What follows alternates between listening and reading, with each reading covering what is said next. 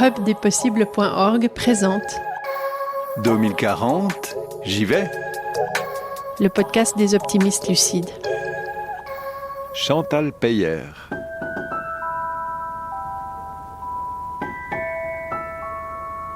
Petit quiz. Je vais vous citer 5 produits. Vous devez trouver lesquels sont faits à base de pétrole. Le tapis sous vos pieds, votre parfum, l'huile de truffe, vos chaussures, votre téléphone. Vous avez trouvé la réponse ? Tous ces produits sont faits à base de pétrole. En effet, aujourd'hui, notre mode de vie est dopé au pétrole. 14% du pétrole utilisé chaque jour dans le monde sert à la fabrication de nos biens de consommation. Cela représente 13 millions de barils par jour et 4 millions de tonnes d'émissions de CO2. Pour réduire nos émissions de CO2, il est donc urgent de trouver des alternatives à la pétrochimie. Concrètement, cela signifie trouver des nouvelles façons de produire et de fabriquer, des crèmes au textile en passant par les avions. C'est justement ce à quoi s'attelle l'entreprise Bloom Renewable, qui a été fondée par Florent Herrogel, Rémi Buser et Jérémy Luther-Bacher, et que je vous invite à découvrir dans cette émission. Florent Herrogel nous emmènera faire un tour dans le laboratoire de Bloom Renewable pour comprendre comment fabriquer sans pétrole. Puis nous nous rendrons à l'EPFL pour poursuivre la discussion sur la durabilité des matériaux avec Véronique Michaud, directrice du laboratoire de mise en œuvre de composites à haute performance. Et comme toujours, nous terminerons par un voyage en 2040. Bienvenue dans le monde de la bioéconomie. 2040, j'y vais. Florent Herrogel, on est ici à Renan, dans un appartement, en même temps un laboratoire. Expliquez-nous un peu où on est. Alors bienvenue, nous sommes dans notre centre de recherche et développement. C'est là où nous fabriquons les produits de demain. On a une équipe d'environ 20 personnes qui travaillent pour résoudre les challenges de l'industrie chimique aujourd'hui. On va visiter alors ? Très volontiers, suivez-moi.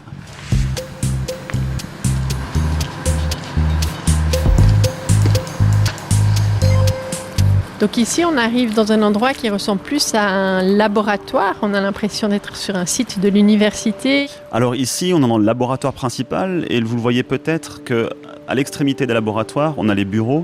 Et ça traduit vraiment l'esprit Bloom, c'est-à-dire que la chimie, le laboratoire, il est au milieu de l'entreprise. Donc tous les collaborateurs et collaboratrices traversent le laboratoire pour aller à votre bureau. Donc si vous faites de la comptabilité, des finances, de la vente, vous allez de toute façon, traverser le labo, ça vous permet un peu de sentir l'ambiance, quelles sont les innovations, quelles sont les odeurs, est-ce que ça fonctionne, etc. Et ici, je peux vous montrer un peu l'exemple de transformation. Donc, on voit sur la gauche, on a des copeaux de bois. Donc, c'est du hêtre qu'on reçoit, qui est toujours collecté de manière durable, dans des forêts durables, qui sont des sous-produits de l'industrie forestière. Et on fait donc cette fractionnation qui nous permet de transformer ce bois en ces 3 ingrédients. Le premier, c'est la cellulose, qui est connue de tous et de toutes, parce que c'est l'ingrédient qui sert à faire du papier. Mais la grande nouveauté, c'est qu'au-delà de cette cellulose, on arrive à extraire 2 autres ingrédients qui font vraiment la différence de Bloom. Le premier, c'est la lignine. Ici, on a une lignine qui est extrêmement peu colorée, contrairement aux lignines qu'on peut trouver sur le marché. Et ensuite, on a ces sucres hémicellulosiques et cet ingrédient qu'on appelle le DPX, qui est un liquide qui peut être utilisé dans de nombreuses applications. Donc cette cellulose, qui est une sorte de poudre de ce que je vois, sert à faire du papier. Et ce que vous avez réussi à faire, c'est de séparer ce qui reste en lignine et dans ce liquide. Exactement, c'est un sucre fonctionnalisé qui ressemble beaucoup à de nombreux ingrédients de la pétrochimie et ça nous permet justement de remplacer des ingrédients qui sont aujourd'hui pas durables. Et comment ça se fait que personne n'a réussi à faire ça avant ?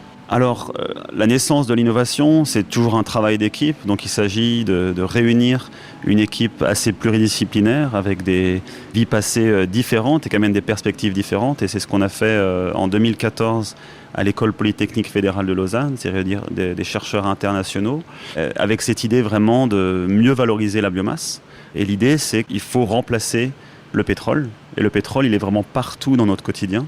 Donc que ce soit les textiles, les peintures, les cosmétiques, beaucoup de choses sont faites à partir de pétrole parce que le composant de tous ces matériaux, c'est le carbone. Et aujourd'hui, le carbone, on va le chercher dans le pétrole. Donc il faut trouver une autre source de carbone et il n'y a pas beaucoup de solutions. Qu'est-ce que vous faites avec cette lignine ? La lignine, c'est un ingrédient extrêmement polyvalent qui peut remplacer de nombreux produits qui sont faits aujourd'hui à partir de pétrole. Et nous, on se focalise sur les marchés, évidemment, où il y a la plus forte traction commerciale, là où il y a le plus fort besoin. Et aujourd'hui, c'est vraiment l'industrie cosmétique qui a envie de renouveler sa palette d'ingrédients pour des ingrédients plus durables. Et la lignine, on l'utilise aujourd'hui comme antioxydant et anti-UV. Et ce n'est pas quelque chose qu'on a inventé, finalement. Ces propriétés, elles sont intrinsèques à la lignine, c'est-à-dire que la lignine, dans l'arbre, elle a cette activité antioxydante, antifongique. C'est pour ça qu'il n'y a pas de champignons qui poussent dans l'arbre. C'est pour ça que la lignine protège l'arbre des UV. Donc nous, on extrait cette lignine et ensuite on la vend pour ses propriétés intrinsèques. Donc au lieu d'utiliser du pétrole pour faire certaines cosmétiques, on utilise des composants de l'arbre. Exactement, voilà, donc la nature extrêmement bien faite, elle arrive à fabriquer ses ingrédients elle-même, des ingrédients très performants. Et nous, le secret, c'est qu'on arrive à extraire ces ingrédients sans pour autant les décomposer pour qu'ils maintiennent toutes leurs propriétés.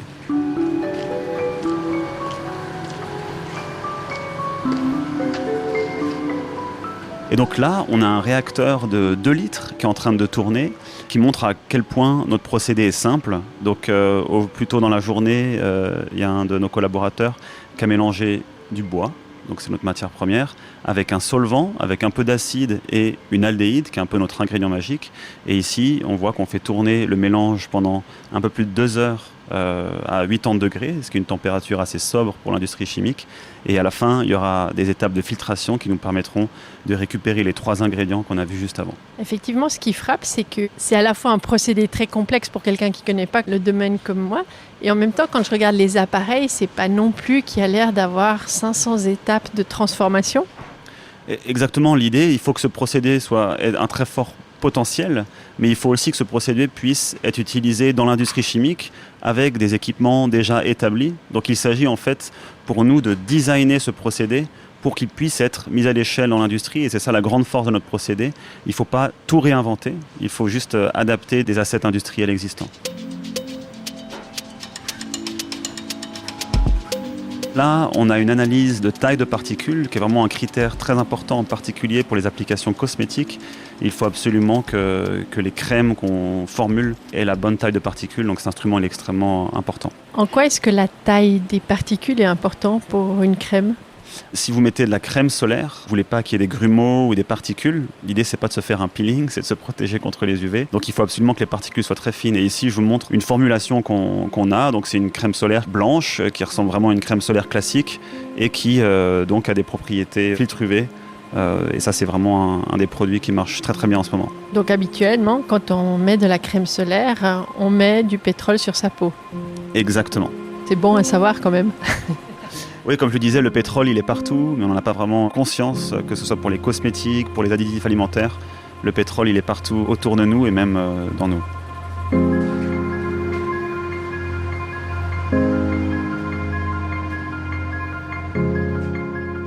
Florent Héroguel, on a visité ce laboratoire. Merci beaucoup pour cette visite. Ça permet de comprendre un peu plus concrètement en fait, les étapes de votre travail. Mais au fond, qu'est-ce qui vous a amené à vous intéresser à ces enjeux ? Alors, de manière très personnelle, moi je viens d'une famille où la nature elle est extrêmement présente. On passait tout notre temps libre dans la nature. Et en parallèle, j'ai un grand intérêt pour les sciences. Et finalement, c'était assez évident de combiner ces 2 centres d'intérêt pour utiliser mon savoir-faire dans la science au service de la nature. Et quand on fait des études par la suite à l'EPFL, est-ce que c'est facile de garder ce cap, de mettre la science au service de l'innovation pour revenir dans les limites planétaires ? Alors je dirais pour les étudiants aujourd'hui, c'est assez standard finalement. Je pense que la durabilité, elle est dans tous les cursus, elle est très très présente. Moi je fais un peu partie de la génération d'avant, où finalement la durabilité était à ses débuts, c'était pas encore complètement présent. Mais je dirais pas non plus que je suis un pionnier, je pense que c'était déjà dans l'air du temps d'essayer de se tourner vers la chimie plus durable.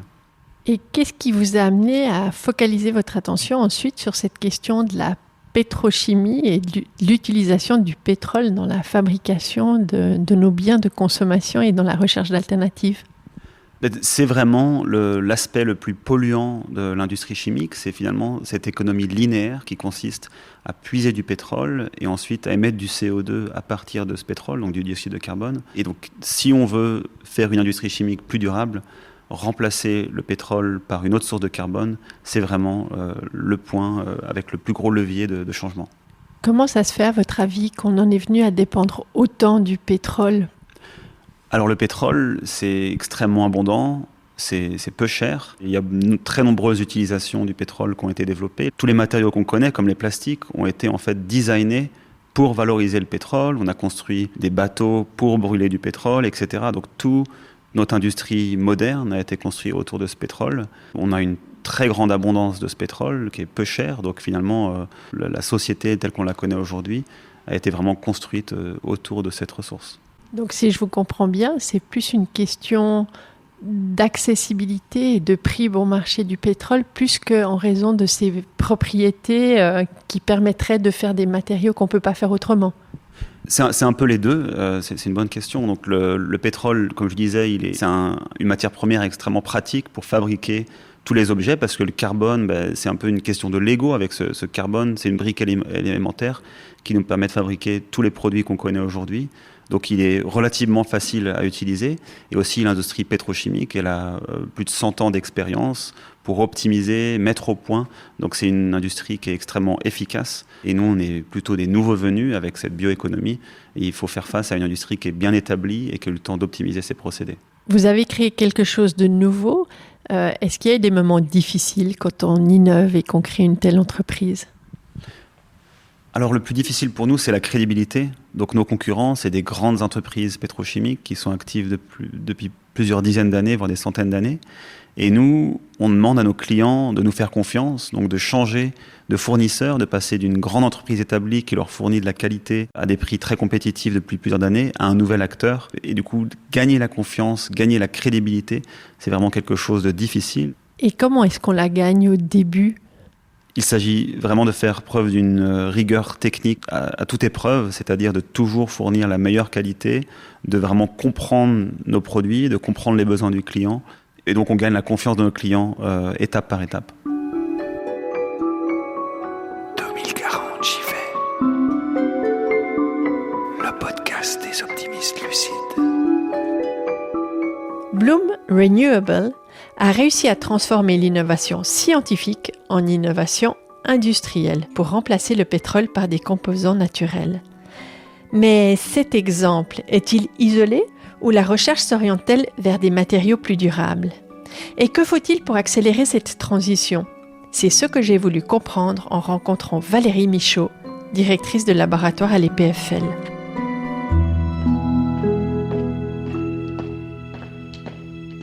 Après m'être perdue dans les longs corridors du bâtiment MXH, derrière les portes desquels sont alignés des balances, des agitateurs magnétiques ou encore des centrifugeuses, je retrouve Véronique Michaud dans son bureau.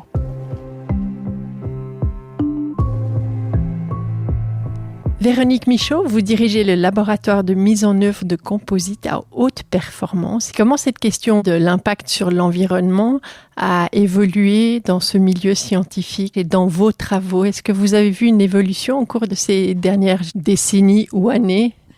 Alors oui, nous au laboratoire, ça fait des années qu'on travaille quand même avec ces aspects-là déjà incorporés dans notre réflexion. Et on était un peu les seuls perdus, lointains, qui s'intéressaient à ces aspects-là.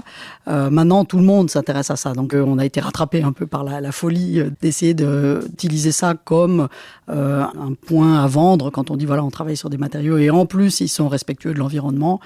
C'est devenu une marque maintenant, quelque chose que tout le monde veut mettre en avant. C'est pas toujours vrai d'ailleurs, mais voilà. Et dans votre laboratoire, quelles sont les questions que vous vous posez pour intégrer plus ces notions d'impact environnement ? Comment est-ce que vous travaillez pour intégrer ces dimensions ? On est un laboratoire de matériaux, donc on travaille sur les matériaux, bien sûr, et de procédés. Donc, on a un peu 3 niveaux. Le premier niveau, c'est effectivement le matériau de base. Donc, est-ce que la résine, le polymère qu'on utilise, ou est-ce que la fibre qu'on utilise, quel va être son impact, finalement, sur l'environnement ? Et puis, est-ce qu'on peut en trouver d'autres qui ont moins d'impact ? Ensuite, on travaille au niveau de la mise en œuvre, puisque c'est un peu notre spécialité au labo, donc de mélanger tout ça. Et puis, il faut souvent chauffer, il faut mettre sous pression, il y a une certaine durée. Comment est-ce qu'on peut développer des procédés qui sont moins gourmands en énergie, par exemple? Donc ça, c'est du côté des procédés. Et puis la troisième voie, c'est de pas juste regarder par le petit bout de la lorgnette, mais d'avoir une vision beaucoup plus holistique de l'impact, parce que on peut regarder et améliorer, par exemple, le procédé. Mais par contre, pour ça, on doit utiliser un matériau qui est très toxique, par exemple, ou des choses comme ça. Donc l'idée, c'est de vraiment regarder sur l'analyse totale du cycle de vie et puis de dire, maintenant, est-ce qu'on déplace des impacts? Est-ce qu'on arrive à trouver la façon qui va améliorer globalement l'impact, même si c'est pas forcément la plus sexy sur le plan de la science, si on veut, quoi. Parce que ça peut être une méthode plus simple ou une méthode moins jolie, mais qui va nous permettre d'aboutir à un impact moindre. Donc on essaie de regarder ces trois aspects-là. Et aussi l'aspect, pas juste aujourd'hui, mais de prédire dans le temps. Parce que si on fait un matériau qui est recyclable aujourd'hui, mais qui va être recyclé dans 20 ans, il faut qu'on essaie de se projeter. Alors d'accord, dans 20 ans, il va être recyclé, qu'est-ce qu'on va pouvoir faire avec? Donc ça demande plus de science-fiction et de se projeter dans l'avenir aussi. Et est-ce que vous avez un exemple d'un matériau que vous avez fait émerger de votre laboratoire ou d'un matériau dans lequel vous avez innové? Alors, il y a plusieurs projets en cours. Il y en a un où on est en train de travailler avec tout un consortium suisse pour essayer de développer vraiment un concept d'économie circulaire avec tous les acteurs, donc aussi des partenaires industriels et d'autres universitaires, pour essayer de regarder si on prend par exemple une pièce d'avion, est-ce qu'on pourrait changer sa conception pour qu'on arrive d'une part à la recycler, donc la partie composite, on pourrait peut-être la recycler et ensuite récupérer les fibres pour d'autres applications, récupérer la résine pour d'autres applications, mais aussi, comme c'est une pièce par exemple structurelle qui est en forme de sandwich, donc il y a une mousse, il y a tout un tas de trucs, ce qui est souvent difficile, c'est de séparer déjà les éléments avant de les recycler. Et donc, est-ce qu'on arrive à utiliser des cols, par exemple, qui sont des cols qu'on arrive à défaire, donc elles collent très bien pendant que l'avion il circule pendant 30 ans, mais après le jour où on a décidé qu'il faut recycler, on peut réchauffer et à ce moment-là la colle va se reséparer, on peut séparer les différents éléments, les mettre dans les différents circuits, etc. Donc on a des pistes, en tout cas ça commence à se développer, ce genre d'idées, et à réfléchir aussi quels sont les freins à la mise en place de tout ça au niveau industriel, bien sûr. Parce que dans le labo ça marche, on décolle des petits trucs qui font 1 cm², quand on a une vraie aile d'avion ou une vraie pièce, là ça devient un peu plus compliqué. Est-ce que vous voyez aussi une évolution dans le milieu industriel pour ces solutions et dans leur intérêt pour ces solutions? Alors oui, ça dépend aussi du contexte des réglementations européennes et autres. Quand on force pas les industriels à prendre conscience, des fois, eux, ils doivent vivre. Donc, dans une entreprise, le but, c'est d'arriver à payer les employés et à survivre l'année prochaine. La plupart des façons de faire qui permettent de changer pour être plus respectueux, je dirais, de l'environnement, sont souvent plus coûteuses. Alors, celles qui ne sont pas plus coûteuses, elles sont très facilement mises en place. Par exemple, diminuer les déchets, pouvoir réutiliser les déchets, c'est quelque chose qui peut vraiment être intéressant et qui est relativement facile à faire. Après, quand il s'agit de développer des nouveaux matériaux, des nouvelles façons de fabriquer, etc., là, ça demande des investissements. Donc, c'est un peu plus long terme et il faut qu'il y ait quelque part la volonté du client qui va acheter la pièce, qui soit prêt à acheter peut-être un peu plus cher, mais voilà, c'est mieux fait. Donc, il faut arriver à trouver le bon équilibre et puis que les entreprises aient vraiment envie de le faire, mais qu'elles ont aussi la possibilité financière et avec, je sais pas, des rabais sur les taxes ou autres pour pouvoir vraiment se lancer là-dedans. Donc ça demande aussi que les gouvernements s'impliquent.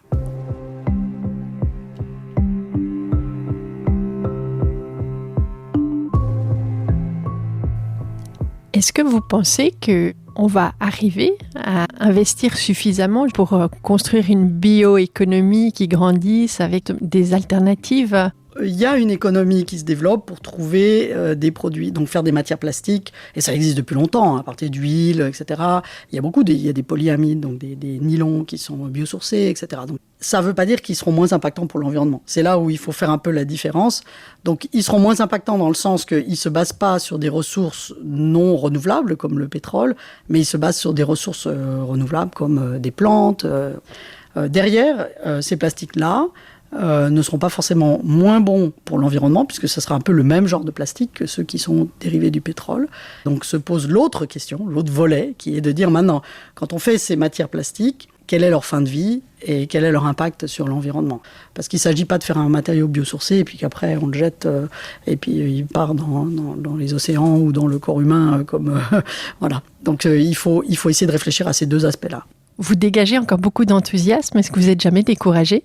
Non, je pense que je fais partie des gens qui sont plutôt optimistes. Donc, je dis toujours à mes étudiants, rassurez-vous, on compte sur vous pour réparer les problèmes que nous, on a fait, parce que nous, on a dû essayer de réparer les problèmes que les précédents avaient fait, etc. Donc, oui, j'ai de l'enthousiasme, parce que d'un côté, je pense qu'il y a encore beaucoup de choses à faire. Je pense qu'on n'est pas non plus perdu, et que j'espère que plutôt que de baisser les bras, il faut agir. Donc, tout ce qu'on peut faire qui va faire en sorte qu'on agisse on espère la bonne direction, il faut le faire. Il ne faut certainement pas s'endormir et dire qu'il n'y a rien à faire. Et comment est-ce que vous communiquez cette posture à vos étudiants ? Il y a pas mal de jeunes aujourd'hui qui sont anxieux ou qui se sentent impuissants. Comment est-ce que vous transmettez cette flamme ? Ce qu'on essaye de développer chez les étudiants, justement, c'est cette idée que il y a des faits, il y a des statistiques, il y a des données, de rester scientifique, de ne pas devenir trop émotionnel non plus, et de voir quels sont les leviers d'action qu'on a. Et donc de leur donner le plus possible d'outils pour qu'ils sentent qu'ils soient des acteurs et pas passifs, en fait. Parce que des ingénieurs seront des acteurs de ces transitions. Et justement, on leur dit que c'est aussi l'occasion d'avoir des nouveaux métiers ou des nouvelles directions de recherche ou de développement ou des nouvelles entreprises, de créer des startups, etc., pour pouvoir contribuer à ça. Donc, mais alors, c'est vrai qu'il y en a certains qui ont tendance à être vraiment anxieux, et ils ont raison, hein. Mais on essaye de leur dire, non, restez pas anxieux. Vous êtes là et vous allez pouvoir faire quelque chose, donc faites-le. Et beaucoup le font. Merci beaucoup, Véronique Michaud. Merci à vous.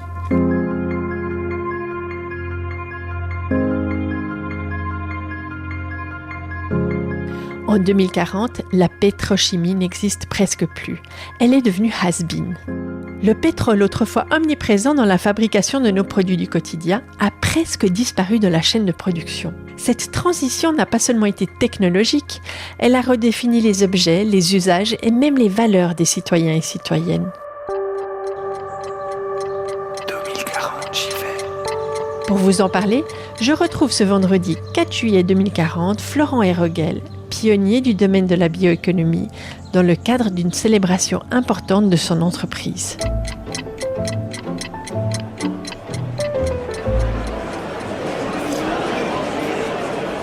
Je vous retrouve, Florent Héroguel, au bord du lac. Vous êtes ici avec une équipe qui a beaucoup grandi. Qu'est-ce que vous fêtez ce soir ? Alors ce soir, on est très heureux de célébrer le démarrage de la 100e usine qui utilise le procédé Bloom. Donc c'est une 100e licence qu'on a vendue, c'est un partenaire qui utilise notre technologie. Et dans quel pays est cette 100e licence ? Alors c'est en Amérique du Sud, au Brésil, et ils utilisent de la bagasse, qui est un résidu de la canne à sucre et qu'ils valorisent en ingrédient pour l'industrie. Quand vous regardez en arrière, qu'est-ce que vous vous dites sur le chemin parcouru ? Alors je me dis qu'on a bien fait de continuer, de persévérer et que finalement on a mis du temps à construire cette crédibilité. Les gens qui nous ont fait confiance ont eu raison de le faire. Et aujourd'hui, c'est ces acteurs qui ont été précurseurs dans le pivot qui dominent le marché. Et aujourd'hui, en 2040, c'est dans quel domaine qu'on se passe majoritairement de pétrole et de pétrochimie et qu'on a remplacé ça par d'autres ingrédients plus naturels ? C'est les marchés sur lesquels Bloom avait parié en 2026, c'est-à-dire ces marchés de la cosmétique à haute valeur. On s'est aussi développé depuis sur les adhésifs, aussi dans les différents matériaux comme les emballages plastiques, etc. Donc c'est ces marchés-là qui sont très porteurs et qui ont réussi à se passer de pétrole. Et quelle est la situation aujourd'hui au niveau des emballages plastiques ? Les habitudes de consommation ont beaucoup changé, donc on consomme mieux, c'est-à-dire que les ingrédients utilisés pour faire ces emballages sont issus de la biomasse et renouvelables, mais on consomme moins finalement. Cette abondance qu'on avait en 2026, elle a changé finalement. Maintenant c'est devenu extrêmement désirable de vivre dans une plus grande sobriété, donc on arrive à réduire notre consommation, à réutiliser et à recycler davantage. Tout ça combiné fait qu'on arrive à diminuer significativement notre besoin en pétrole. Il y a notamment un objet dont on parlait en 2026 qui était extrêmement répandu, qui était des bouteilles PET en plastique. Maintenant, ça nous semble un peu une aberration quand on regarde ces quantités mais innommables de bouteilles en plastique qu'on fabriquait. Elles ont été remplacées par quoi ? Alors oui, je les avais presque oubliées. on se passe de cette bouteille. Donc maintenant, on a tous notre gourde sur nous, il y a des accès pour des fontaines d'eau en libre accès vraiment partout, dans les gares, aux arrêts de bus, etc. On peut aussi acheter des boissons en vrac, donc on vient avec nos gourdes réutilisables. On a toujours besoin de certaines bouteilles en plastique, donc il y a des usages pour lesquels on a vraiment besoin de quelque chose, c'est pas superflu, donc la sobriété résout pas le problème.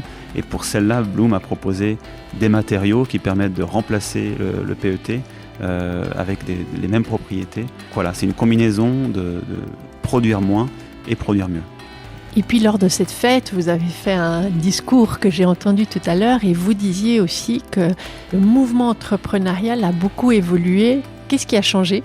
Alors c'est vrai qu'en 2026, il fallait vraiment être convaincu pour avoir cette vision qu'il fallait développer des procédés durables. Mais aujourd'hui, finalement, toute l'industrie veut construire quelque chose de durable parce que si vous créez une start-up, vous êtes entrepreneur avec une start-up basée sur un procédé à partir de pétrole, vous n'allez pas trouver de clients parce que le pétrole n'est plus une solution d'avenir. Aujourd'hui, en 2040, quiconque veut créer une société va se tourner vers une solution durable parce que c'est une solution qui va avoir du succès. Merci beaucoup. J'entends qu'on vous appelle, donc je vais vous laisser repartir à votre fête. Merci, au revoir. Merci à vous, au revoir.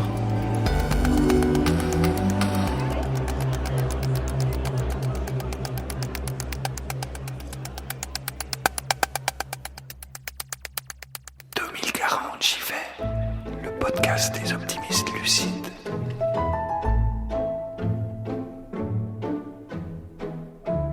Dans cet épisode, nous avons beaucoup parlé de molécules, de chimie et d'applications industrielles. Avec Florent Héroguel, nous avons vu qu'il est possible de développer une bioéconomie et de remplacer le pétrole par des molécules issues des arbres. C'est ce qu'ils font à Bloom Renewable.